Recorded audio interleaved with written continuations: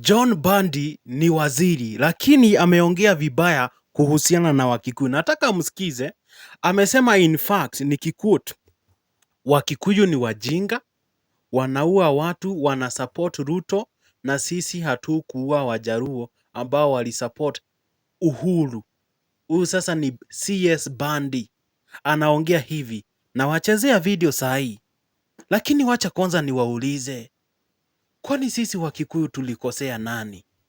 That tukiamuka wanataka kutumaliza, especially mawaziri ambao wanafanyia kazi serikali ya William Samoei Ruto, especially wale watu ambao ni marafiki ya William Samoei Ruto. Hao ndio wanataka Wakikuyu wachinjwe, Wakikuyu wafanyiwe maneno yote mabaya. Sisi wakati tulipigia Raila na tukapigia Ruto kura, kwani tulikuwa na ubaya? Sisi hatukuwa na ubaya. Na tena niseme hivi na nitaishi kusema, hatukuwachagua because walikuwa Wakikuyu. Tuliwachagua because wao ni watu wa jamii ingine na tuliweza kuona ni vizuri tuweze kuona uongozi wa kabila ingine unaweza kaa aje. Yaani sisi tulijitolea tukatrust mtu wa jamii ingine without kujiuliza mbona tusichague Mkikuyu mwingine. Halafu sasa washaanza kutufanyia mambo mabaya, washaanza kutokelezea na kuongea mambo mabaya. This is not fair. It is not fair. Nataka kwanza tusikize hii video ya CS Bandi. Hii CS anajaribu kusema aje? Reduce. This is not a local issue. We are responding as a government with measures that we think would help moderate and help remove the burden from the people of Kenya. But we must be alive to the fact that we are operating under extreme and extraordinary circumstances. This is a period like COVID. And then some people are saying that we should do away with the G2G, that we should now liberalize fuel importation in this country. The danger with that are two. Number one, if you don't have a reliable supplier, one you have a contract with, you cannot guarantee supply of fuel. You may end up with a country dry. You may end up with a country without fuel, and it would be more disaster than even when you have fuel at high prices. Number two, if you liberalize, as some people are saying, and we were there before, fuel, and I've said it, some people are now making a joke of it, putting it in TikTok, that fuel is not something you buy in Kisumu with Kenya shillings. It is a fact that fuel is imported in this country, and you have to use dollars to buy it. If you allow, if you don't... Sijui kaa hapo umeelewa hapo, that we use dollars kununua mafuta. Nitawachezea hadi mwisho, mtasikiza hii hadi mwisho. But niko na swali. Wakati tulienda kwa G2G, William Samoei Ruto alisimama akasema, mafuta tutakuwa tukinunua in Kenya shillings, hatutakuwa tukinunua in US dollars.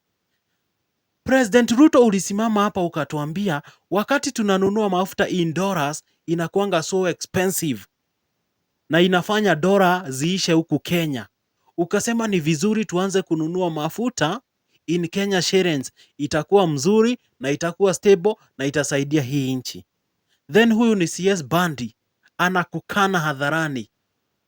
Yeye anaharibu akidhania anatengeneza, akiongea kizungu mingi, anadhania watu watachanganyikiwa na kizungu mingi. Naye Tony ni nani? Because Tony, mimi napenda wa Kenya. Mimi Tony sitakubali mdanganywe. Mimi kama Tony nimeingia kusema Bandi anadanganya wa Kenya, and it is high time tuweze kuambiana ukweli.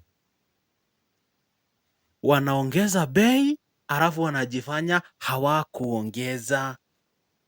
Kama bado tunanunua mafuta G2G, inamaanisha bei ya mafuta ingekuwa chini, because ni agreement ambayo tuko nayo na inchi pale Middle East. but because hii inakuanga uongo, mafuta huanga wanatumia njia zingine za kikatel kuleta mafuta mbaya. Ndiyo maana tuko hapa. Sikiza. If you don't have an arrangement like the one we have today where payment is deferred, even for 3 months, there will be a strain on our shilling, on the dollar, because the demand for the dollar will be high.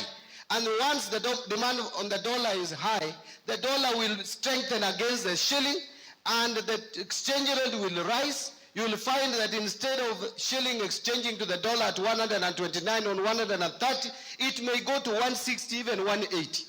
And the moment the shilling weakens, fuel will be more expensive than what we see today. And those are things that we are guarding against because we understand this thing. So let people not mislead wananchi. People who have no idea. Mumesikia? Amejichanganya tena. Mara anasema tunafaa kununua mafuta in dollars. Mara hatufai kununua in dollars. Unajichanganya my brother. Unajichanganya kabisa. Ni wewe huelewi. Because ile uongo mlituambia, sasa hii uongo ishabadilika. Unajua inakuanga rahisi kushika mtu wa kudanganyana. Hii mara anasema hivi, zile mara zingine anasema vile. Sikiza. Gender. People who, in my view, have no ideas, even to suggest to us that tulieni, sisi kama serikali, we will do whatever it takes to make sure that our people don't suffer. But you must understand that we are operating under difficult circumstances. Even the decisions that we are taking have consequences. When we reduce taxes, you should know that it goes into service delivery. I have just spoken about the roads which are supposed to be done here.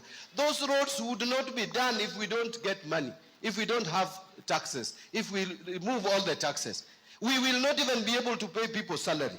Mm-hmm. We will not even be able to pay security agents to secure this country. And therefore, let us sober up. Let us humble ourselves. And that is why I want to thank people from this region, the people of Nyanza. We are always known to be the ones leading in the streets. But this time, you told other people, nyinyi pia muende street. Sisi tumeenda ya kutosha. I want to thank you.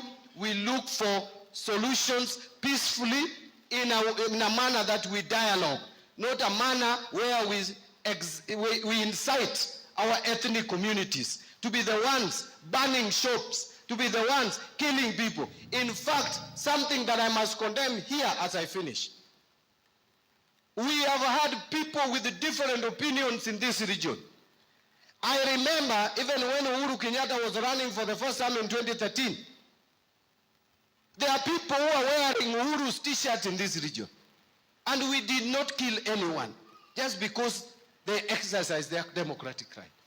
It is a shame that there are some people in some regions of this country where if you don't agree with the person they are supporting, then you have to be killed.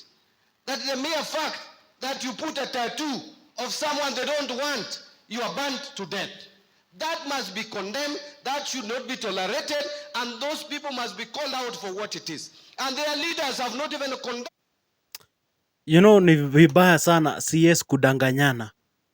DCI wanasema hivi, alafu wewe CS unasema hivi vingine. Unajichanganya.